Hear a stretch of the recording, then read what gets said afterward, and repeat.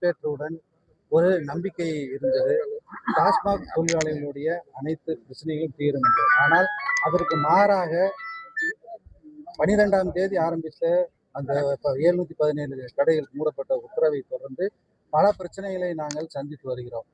கடை மூடப்பட்டதற்கு நாங்கள் பெரும் வரவேற்பை அளிக்கிறோம். அதே நேரத்தில் அதற்கான மாற்று ஏற்பாடுகளை எதுவுமே திட்டமிட்டு செய்யப்படவில்லை. அதை கண்டித்து ஏற்கனவே ஒரு இயக்கம் நடத்தியிருக்கிறோம்.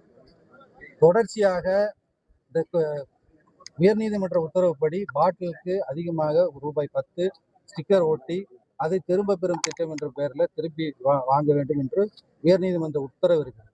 அந்த ரூபாய் 10ஐ வாடிக்கையாளர்கள் தவறாக புரிந்து கொண்டு கூடுதலாக பணம் வசூலிப்பதாக பல்வேறு வீடியோக்களை சமூக வலைதளங்களில் பதிவிடுகிறார்கள். அதையொட்டி நிர்வாகமும் எங்களை அல்லல் படுத்துகிறது.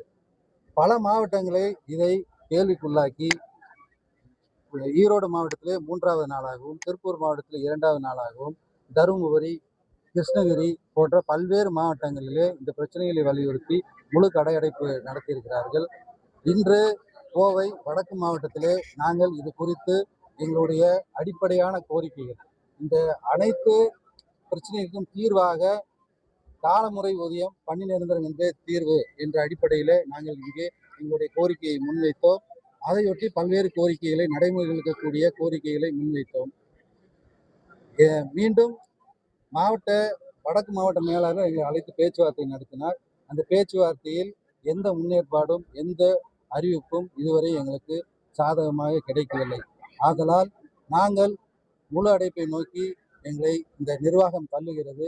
எங்களுடைய தொழிலாளர்களுடைய எண்ணப்படி அடுத்த கட்ட முடிவை நாங்கள் எடுத்து தொடர் போராட்டமா என்பதை இன்னும் சிறிது நேரத்திலே நாங்கள் அறிவிப்போம். கோவை மாவட்டத்தில் எத்தனை கடைகள் இருக்கு? இப்ப எவ்வளவு மூடி இருக்காங்க? 214 கடை மூடிருக்கு.